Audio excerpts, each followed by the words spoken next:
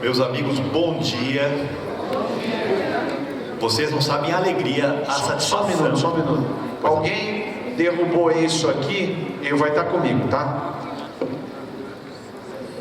Voltando, é uma alegria e grande satisfação estar com vocês. Eu tive a oportunidade de presenciar aqui a abertura do Free Mind em 2015, na noite de... há 2 noites atrás, quinta-feira, e eu vi a energia, o contágio e o bom ânimo de todos, né? Não só pelo número de pessoas, mas pela vontade de estar juntos, de estar repartindo e partilhando experiências, né? Acho que qualquer pessoa que teve a oportunidade de trabalhar e trabalha com a questão da dependência química, ele fica contagiado, né? Poucas das pessoas que eu conheço, né, que se recusam ou se afastam desse trabalho quando conhecem. Às vezes as pessoas resistem a fazer alguma coisa na área de dependência química porque não se dispõem a entrar nesse universo que é a relação das pessoas com os dependentes químicos. Mas aqueles que se dispõem, dificilmente deles saem, né? E eu sou um desses que, como vocês, foi de alguma maneira levado ao trabalho da dependência química, né? Pelas mãos da justiça, né? Pelas ações que eu trabalho com elas no Ministério Público, pela justiça terapêutica. E estou nessa caminhada há mais de 13 anos. E eu também estou hoje muito interessado e bastante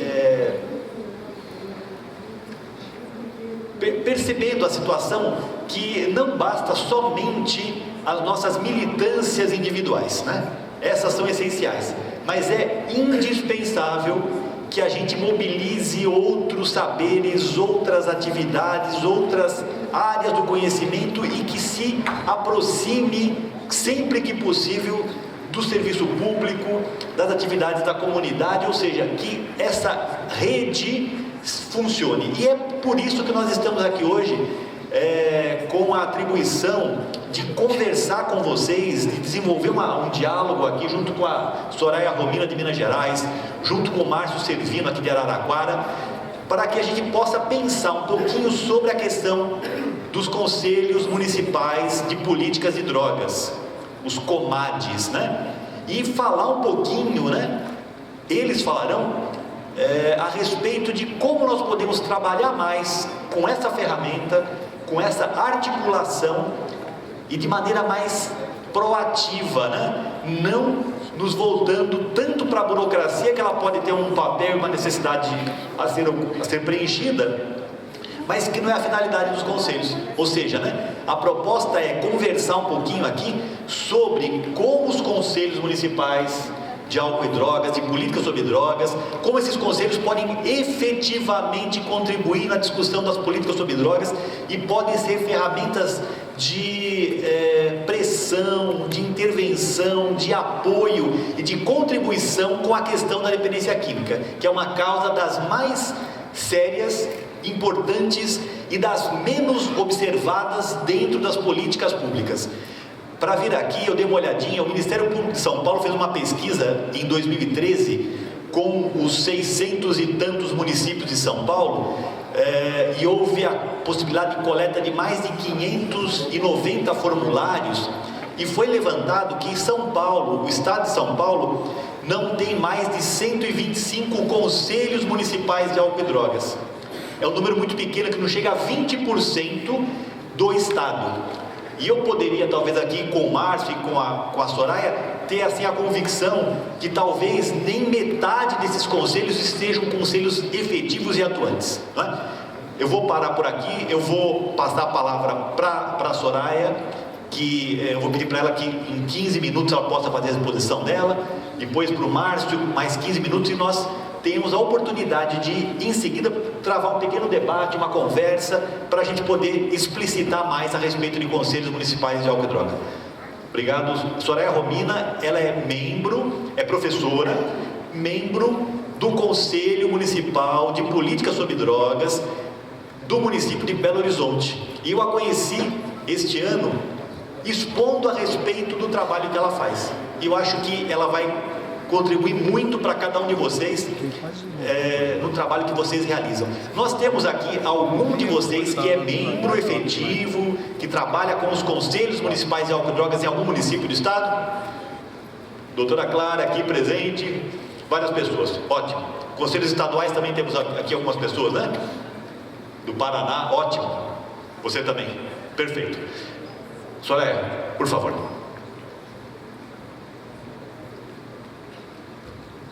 Bom dia a todos e a todas. Eu queria agradecer aos organizadores desse congresso pela chance de estar aqui conversando com vocês. Agradecer ao Dr. Mário, que conversou comigo anteriormente à realização desse congresso, situando um pouco a discussão que iríamos fazer na manhã de hoje. Bom, eu já fui apresentada, eu sou professora da Rede Municipal de Belo Horizonte e atualmente exerço a função de presidente do Conselho de Políticas sobre Drogas daquela cidade. Também, da mesma forma que o Dr. Mário, eu fui alçada a contribuir com esse debate na cidade de Belo Horizonte recentemente, embora na condição de professora da rede municipal, quem é professora aqui sabe bem do que eu estou falando, esse tema é um cotidiano das nossas ações, mas eu não tinha uma atuação direta, vamos dizer assim, do ponto de vista da gestão da política sobre drogas, embora eu tenha 26 anos de dedicação à Prefeitura de Belo Horizonte.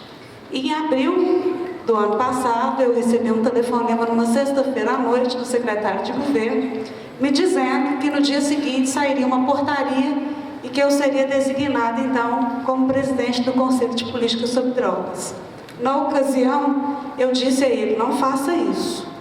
Eu não tenho acúmulo nessa discussão, eu não conheço a legislação que trata o tema, tenho dificuldades para pensar a rede de Belo Horizonte, motivo pelo qual entendo que eu não sou a melhor pessoa para representar o município nessa discussão.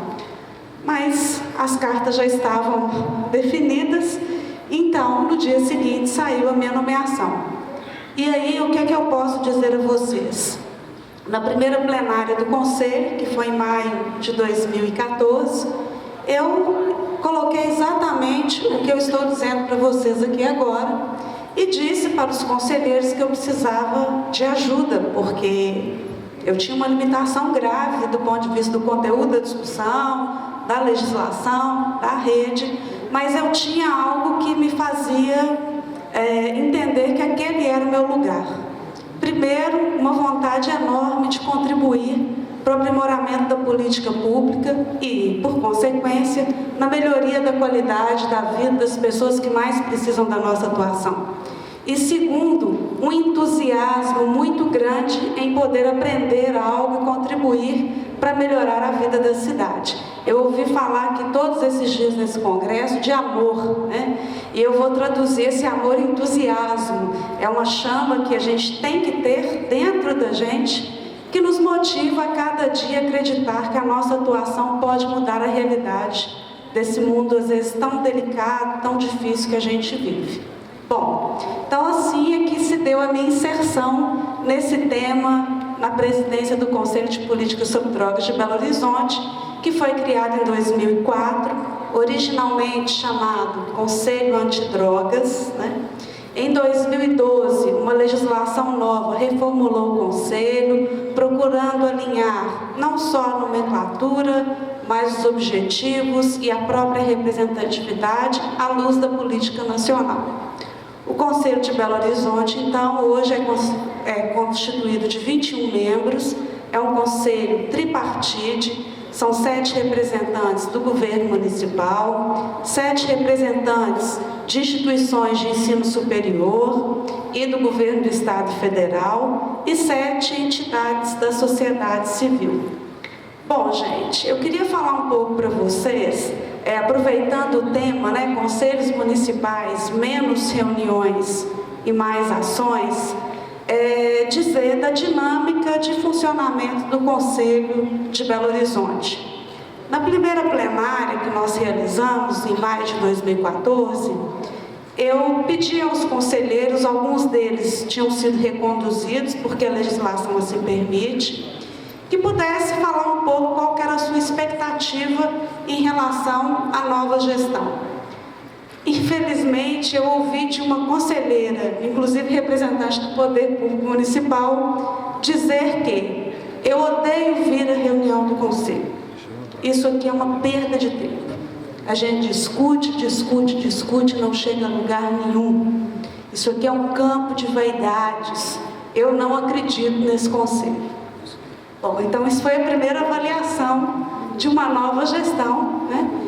E então eu tive chance de dizer a ela que não seria a realidade da nova gestão, que iríamos fazer diferente e que precisaríamos contar com o apoio de todos os conselheiros.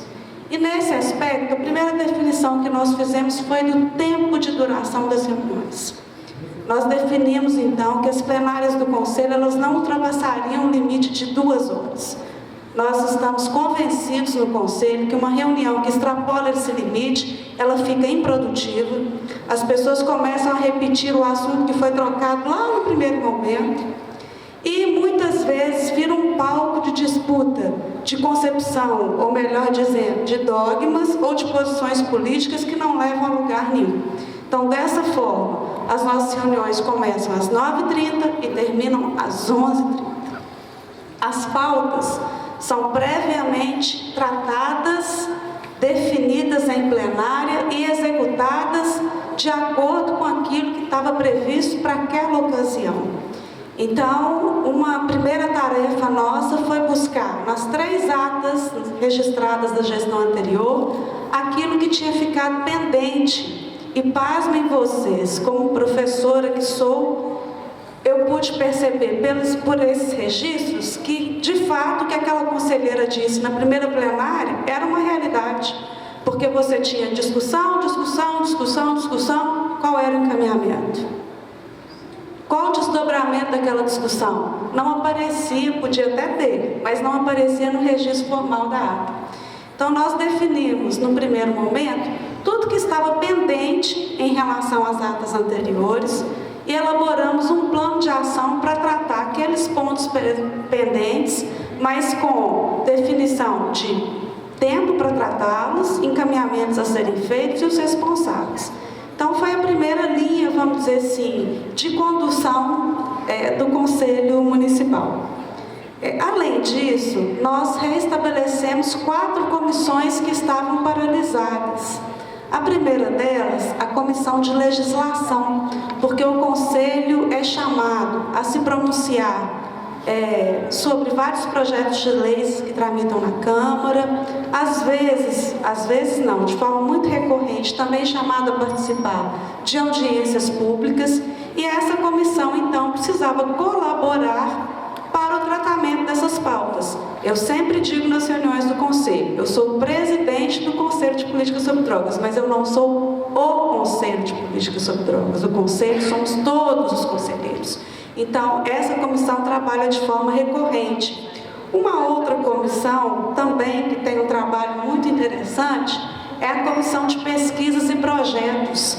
Essa comissão, inclusive, é a que tem dado mais suporte e referência para o trabalho do Executivo Municipal. Vejam vocês, por meio dessa comissão, foi possível estabelecer Conselho Municipal, Prefeitura de Belo Horizonte e Universidade Federal de Minas Gerais, um termo de cooperação técnica que favoreceu o treinamento de mais de 600 profissionais da saúde, da educação, do sistema de segurança e de assistência social naquilo que se refere ao uso abusivo de álcool e outras drogas. Além disso, também por meio dessa parceria, fizemos uma pesquisa intitulada Conhecer e Cuidar. Os dados serão divulgados já nessa semana, inclusive vou falar sobre eles no congresso da ABAD no final desse mês. Essa pesquisa, então, possibilitou o mapeamento de toda a rede que a gente tem na cidade, toda a rede assistencial, seja ela pública, privada ou do terceiro setor, né? Identificando por regionais, Belo Horizonte é dividido em 9 regionais, Qual é a entidade? Que tipo de serviço que ela desenvolve? Qual que é o seu horário de atendimento? Qual que é o público-alvo? Esse mapeamento está disponível no site da Prefeitura, de forma que o cidadão pode acessar Regional Norte. Eu moro na rua Leonardo Peçanha. Eu estou precisando de uma entidade que atenda idoso com uso abusivo de álcool e outras drogas. Ele vai clicar num ícone, abre lá o endereço, o telefone, os responsáveis, de forma que ele possa ter um acesso direto à informação. Além disso, foram pesquisados 8.000 domicílios na cidade. Belo Horizonte tem mais de 2.500, é uma população maior, acho que 2.500 pessoas. Foram visitados 8.000 domicílios, estabelecendo então um retrato da questão do uso abusivo de álcool e outras drogas na cidade. Por que esse mapeamento foi importante? A partir dele, o poder público pode atuar de maneira mais assertiva, ou seja, vamos ampliar a rede de saúde no município. Aonde que temos que focar a nossa atuação? Aonde você tem um perfil mais complicado de pessoas que usam e abusam de álcool e outras drogas. Então, essa comissão, ela tem trabalhado muito em parceria com o poder público e eu entendo que esse é o papel do Conselho, é um dos papéis do Conselho. Nossa, 5 minutos. Além disso, também a comissão uma comissão especial que vem trabalhando com o judiciário a fim de estabelecer um fluxo comum entre judiciário e poder público naquilo que se refere à questão da internação compulsória. É um trabalho delicado, quem é do Ministério Público, da Rede de Saúde, sabe como que essa questão é complexa, mas nós estamos apostando todas as fichas no trabalho dessa comissão. Como o tempo já está aqui curtinho, eu queria contar para vocês um pouco do meu entendimento do que significa um conselho com um órgão de controle social.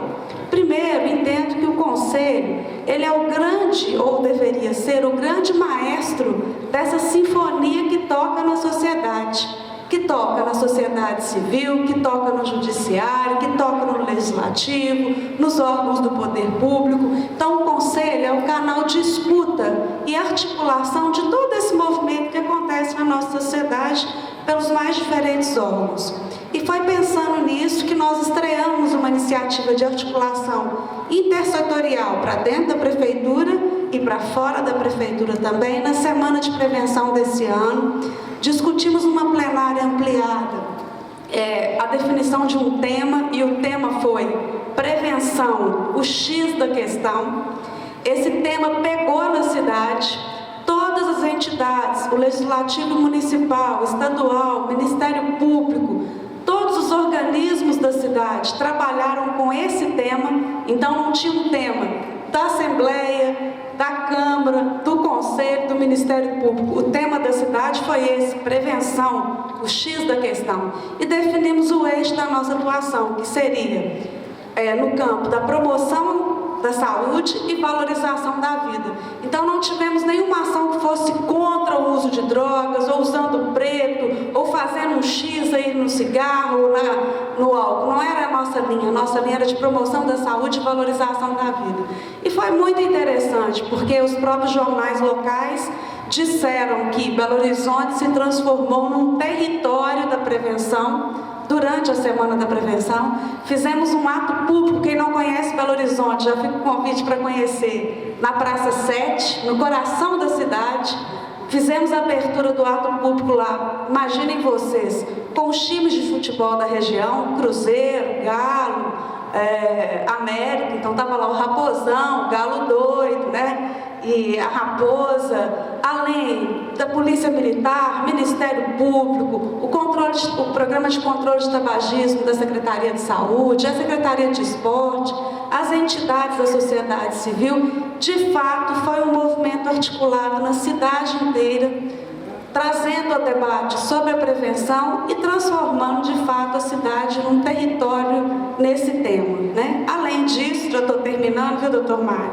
Fizemos uma plenária ampliada, convidando o governo federal, o governo do estado, o município, as entidades da sociedade civil, e levamos também o Escritório das Nações Unidas da ONU, né, o que pôde falar para a gente sobre as diretrizes internacionais de prevenção. Eu não sei se vocês conhecem esse material, mas está disponível no site da UNODC, que é o Escritório das Nações Unidas no Brasil.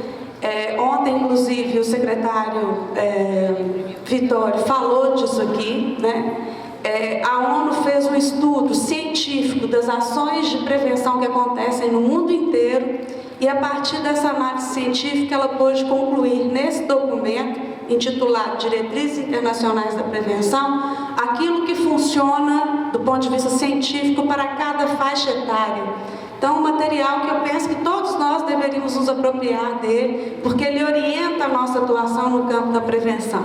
Esse debate foi muito importante, colocamos também o legislativo, porque, a despeito de disputas, vamos dizer assim, de natureza partidária política, estavam sentados à mesa governo federal, governo do estado, município, legislativo municipal e federal, Ministério Público, entidades da sociedade civil, todos construindo um alinhamento que pudesse permitir o aprimoramento das políticas públicas do município de Belo Horizonte. Eu já estou finalizando, o tempo está esgotado, dizendo que é uma alegria muito grande estar aqui com vocês, me colocando à disposição para contribuir naquilo que vocês acharem que é possível, né? E só queria dizer que, além do entusiasmo para estar à frente de um conselho com um tema tão delicado como é o caso do Conselho de Política sobre Drogas, a gente tem que ter uma energia muito grande, uma garra muito grande, uma capacidade de acreditar que amanhã vai ser um outro dia. E é isso que me move na atuação que eu tenho hoje na Prefeitura de Belo Horizonte. Obrigada.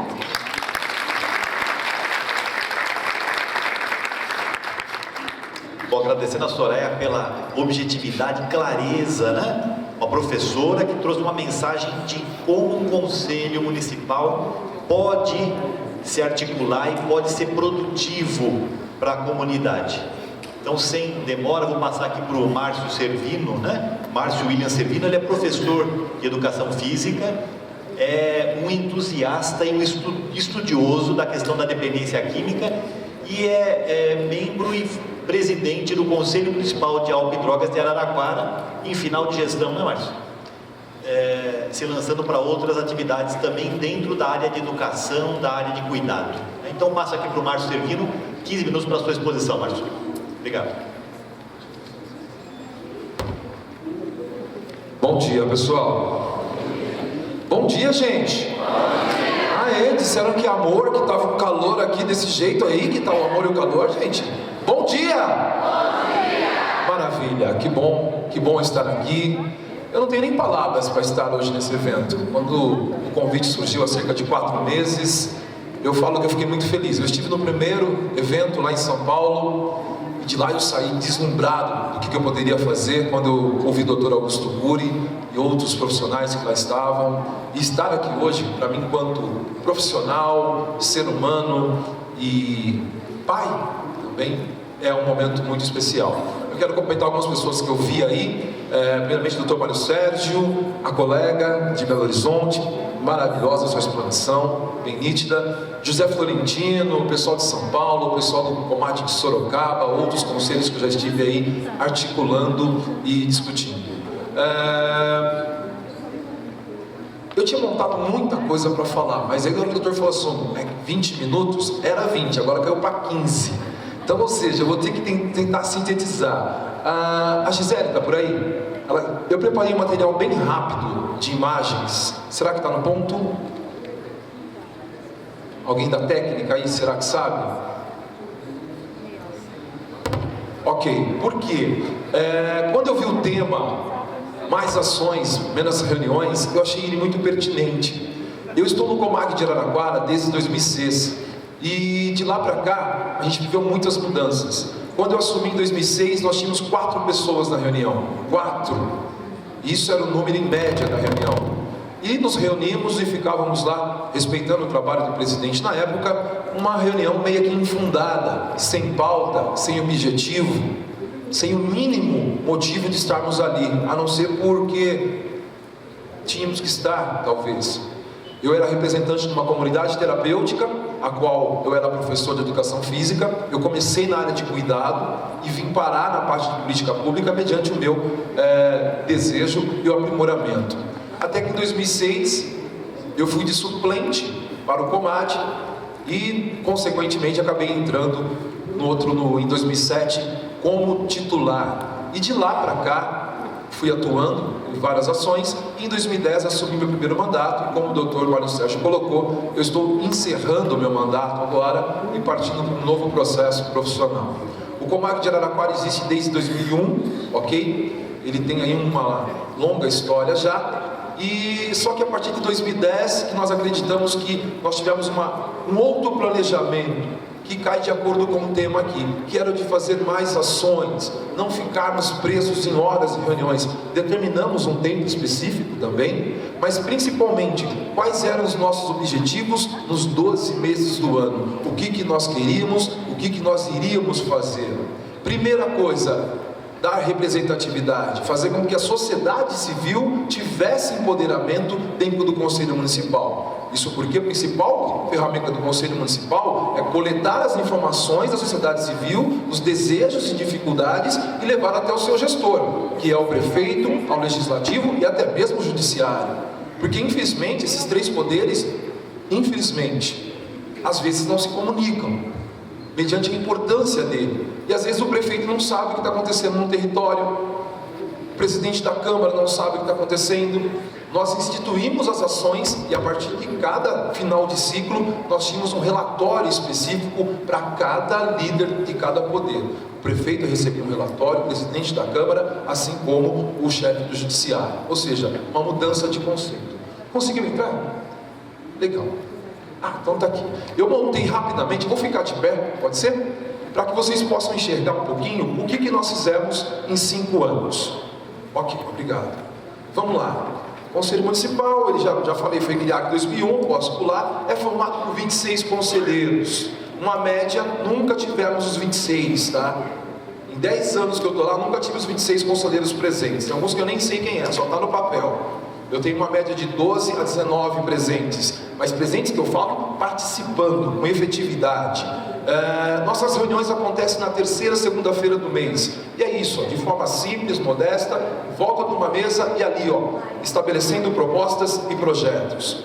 Ações exitosas, eu coloquei alguns fatos que nós conseguimos. Esse prédio que os senhores e senhoras estão vendo aqui, era um imóvel de um traficante que foi preso na época em 2008, se não me engano, mediante um processo junto à Senad e também a Coned e também o Coed que colaborou. O município, o Comad solicitou a doação desse prédio para outra utilização, um prédio que era usado para dependentes químicos, para uso de drogas e também moradores de rua. E este prédio que os senhores estão vendo se transformou nisso, num centro de formação, em parceria com o Senai, Gerdau e outras empresas do município. A parceria é fundamental em todas as ações. Não existe como apenas o poder público, o executivo, arcar com qualquer tipo de coisa assim. Nesse local nós temos cursos profissionalizantes, atualmente mais de 1.500 pessoas formadas. As pessoas das comunidades terapêuticas que concluem o tratamento, elas têm vaga garantida dentro desse centro de formação.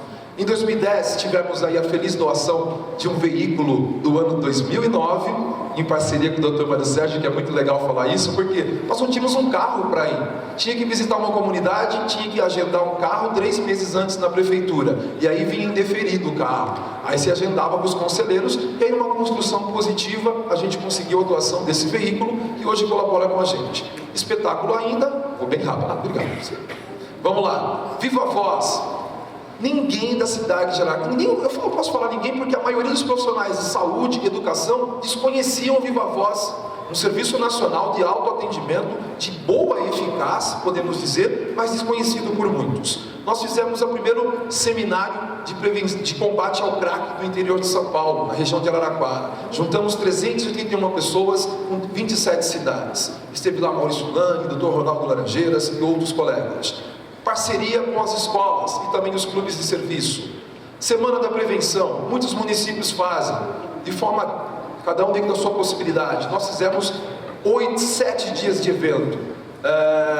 Criamos, o ano passado, o primeiro diploma de atuação de política sobre drogas. O que é isso?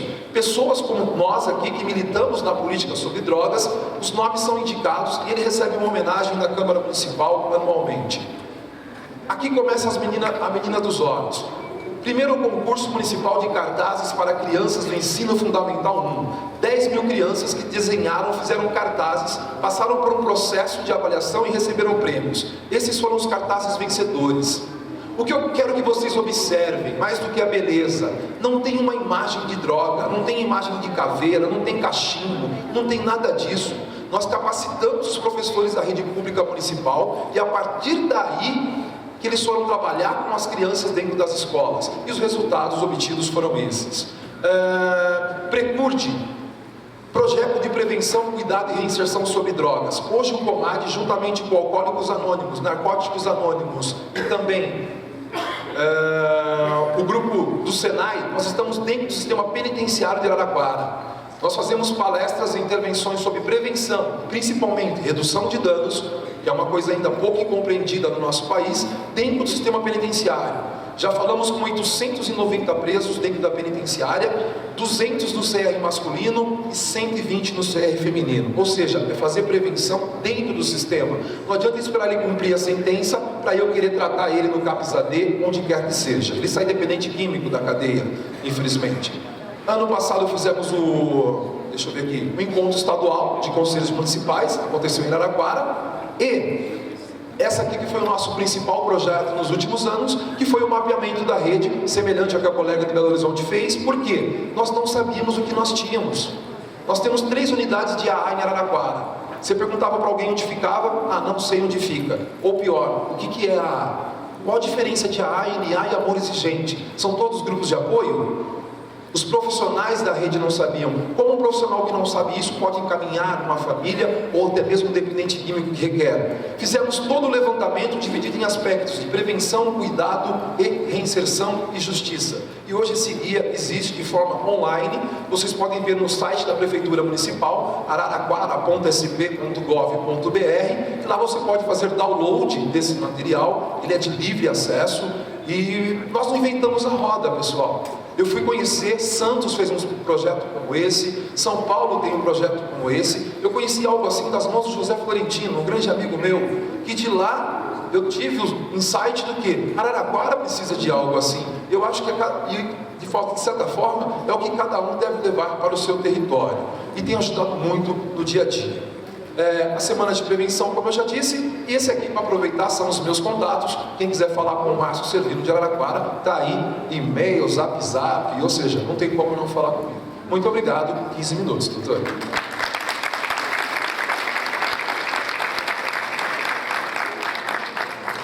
Olha, objetivo, claro, professor também, né? Contribuindo e mostrando como um conselho municipal pode ser articulado, pode ser proativo, pode ser independente e pode ser instigador de mudanças de políticas que às vezes nem existem nos municípios. Eu vou agora me tomar do direito de, na condição de vocês, fazer uma pergunta para os dois. Vou falar para eles, olha, vocês estão diante aqui de cerca de 400 prefeitos municipais. Em município que não existe Conselho Municipal de Álcool e Drogas. E vocês, Soraya, você, Márcio, vocês têm 2 minutos para convencer esses 400 prefeitos a criar no seu município um Conselho Municipal de Álcool e Drogas, com os seus argumentos. Soraya, tem a palavra. Puxa vida, tarefa difícil, mas vamos lá. Bom, queria dizer para vocês, senhores prefeitos e senhoras prefeitas, que nós precisamos do esforço de todos, especialmente do poder público, para que a gente possa fazer o enfrentamento dessa questão que é tão delicada como é o uso abusivo de álcool e outras drogas. Nesse sentido, a constituição de conselhos municipais e estaduais, ela é fundamental. E eu queria conclamar vocês a construir esse movimento em cada uma das cidades de atuação. Talvez o primeiro passo possa ser um grande esforço de chamar numa audiência pública ou numa reunião ampliada todos os setores da sociedade, entidades da sociedade civil, legislativo, outras instituições do poder público, para um grande debate em torno da melhor forma de organizar esse conselho. Se for possível criá-lo imediatamente por meio de uma lei específica, ótimo, né? Que possamos fazer, então, um conselho atuante com a representação maior possível de toda a sociedade e que seja um instrumento de captação das questões que aparecem no cotidiano das famílias, das escolas, das instituições, junto ao poder público. Só é possível o aprimoramento, o fortalecimento de políticas públicas com a participação social. E eu gostaria muito de contar com a participação de todos. Obrigada. Soraya, você tem 30 segundos para falar para os prefeitos quanto vai custar isso. Bom, em termos de orçamento, penso que cada município, de acordo com sua possibilidade, vai ter que definir um orçamento para essa ação, porque política pública a gente se faz com boa vontade, né? Com empenho político, mas também com orçamento. Eu posso dizer que no caso do município de Belo Horizonte, eu preciso registrar isso aqui, existe um apoio institucional e político muito grande em relação à atuação do Conselho de Política sobre Drogas. É por essa razão que aquilo que é deliberado no Conselho não encontra nenhum empecilho para tramitar dentro da Prefeitura. Então é preciso registrar aqui, especialmente o empenho do secretário de Governo nessa questão. Em termos de orçamento, há uma rubrica orçamentária definida para as ações do Conselho, isso é muito importante, é definida no PPAG, né? Todos nós temos que lutar por isso. E eu não sei estimar o custo, mas sei que cada município, de acordo com as suas potencialidades, deveria colocar no plano plurianual uma definição de orçamento. Obrigado, Soraya. Senhores prefeitos, agora aqui um outro especialista, né, o Márcio Servino, professor, vai conversar com vocês e tentar convencer vocês a instituir um Conselho Municipal de Álcool e Drogas nos seus municípios. Araraquara tem 37 conselhos municipais. Efetivamente funcionando, infelizmente, eu posso dizer de 15 a 18. A criação nada mais é do que você às vezes fazer um decreto de lei, e sim. Só que o planejamento para isso sim é que é importante. Eu peço que vocês, gestores, que vocês possam levar aos seus municípios a importância, porque a política nacional sobre drogas, ela está num processo de evolução, basta ver os fatos aí fora. E infelizmente, nós não estamos acompanhando o avanço da demanda. Hoje, o consumo e o uso de drogas no nosso país e no mundo é algo descomunal. E, infelizmente, isso em municípios de 600 mil habitantes, como também em Piraporinha do Norte, com 5 mil habitantes. Ou seja, a necessidade de política pública se faz necessária. O único ponto que eu somaria na Soraya é a necessidade de que esse profissional que vai fazer parte, que ele tenha uma identidade com a temática. Não venha colocar o cara lá que não está nem afim, como ela falou, não quero ir nessa reunião. Não vai dar certo. Mas que nós possamos sair com uma mudança de conceito, que o Conselho Municipal de Política sobre Drogas, ele se faz presente. Assim como o Conselho Estadual, vale citar, né, doutor, a importância do CONED, juntamente com a COED, para que juntos, importante essa palavra, possamos buscar soluções para essa questão da drogadição. Muito obrigado. Olha, pessoal, eu só tenho a agradecer, né? Espera aí, doutor Marco, não Perdão? encerra não. Deixa eu, aproveitando, vou aproveitar e falar com os prefeitos também, né? Essa oportunidade tem 400 prefeitos aqui. Mas assim, nós trouxemos para esse congresso uma cartilha para fazer as viradas da prevenção nas escolas, que foi a experiência que a gente fez em Atibaia e em Mocó. E, enfim, quando vocês verem a cartilha, tem uma parte muito importante, que é o startup, né? Que é dar o início. Se a gente não tiver um grupo de pessoas interessadas em fazer isso acontecer, não vai acontecer. E esse grupo não pode nascer na área só de educação, porque hoje os professores estão sobrecarregados. Ele tem que fazer a educação pedagógica, tem que fazer a educação emocional do filho e dos pais, né? Porque não consegue. Então aqui, doutor Mário, a gente coloca no item 3, procure no seu município representantes da sociedade civil organizada, como nos grupos de apoio a ANA, Amor Exigente, NARON e outros, e conselhos municipais, COMAD, CT, CMTCA, CEMAS, Conselho da Mulher, entre outros. Então, a virada da prevenção para funcionar, precisa ter um grupo de trabalho envolvido e que entenda isso, né? De todas as áreas, formando um grupo de pessoas interessadas em realizar essas viradas, apresente essas propostas a representantes do município nas esferas executiva, legislativa e judiciária, além dos dirigentes regionais de ensino, solicitando o apoio e a indicação de representantes desse, e a adesão da Secretaria Regional de Ensino é fundamental. Então a gente está falando qual é o caminho que tem que fazer, e passa pelo Conselho de Drogas, né, de políticas de drogas. É fundamental. Uma cidade que tenha um conselho bem estruturado, ela automaticamente vai conseguir fazer ação. Tem que começar por aí. É o início, é o startup. Eu vou deixar aqui de presente para os 3 integrantes da mesa aí a cartilha nossa, e passo a palavra para o senhor encerrar, Mário. Então, continuando, essa proposta aqui que o Paulo Martelli faz para todos, ela é de grande importância, né? Todos vocês que tratam, que trabalham, que percebem alguma das questões da dependência às drogas, ao álcool, certamente, quando estão em municípios, em localidades que o poder público é de alguma forma sensível à questão, certamente tem mais facilidade em trabalhar.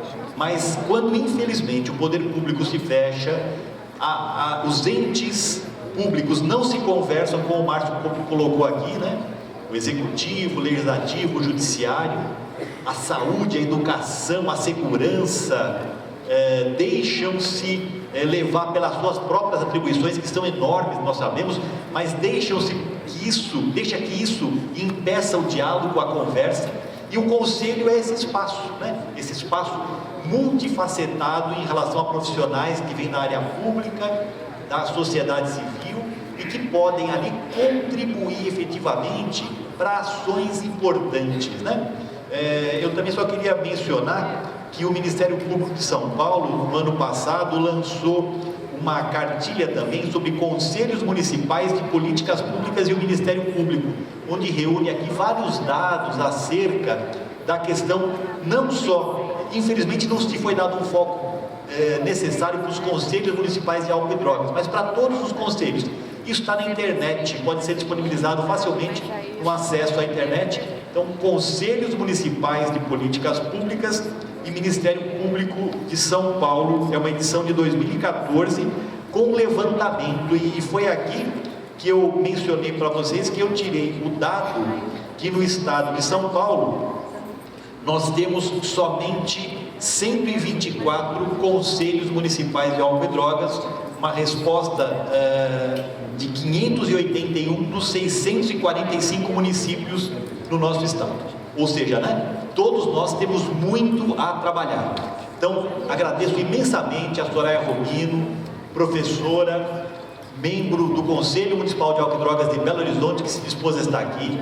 Quero agradecer profundamente ao Márcio Sevino, que parou sua vida com problemas em casa, mas deu um jeito de estar aqui com a esposa, prestigiando o Free Mind e trazendo, né, colaborações essenciais para que cada um de vocês, né, líderes comunitários, prefeitos, né, pessoas que estão voltadas ao trabalho de coração, amoroso para a dependência química, tenham mais condição e meios para trabalhar melhor.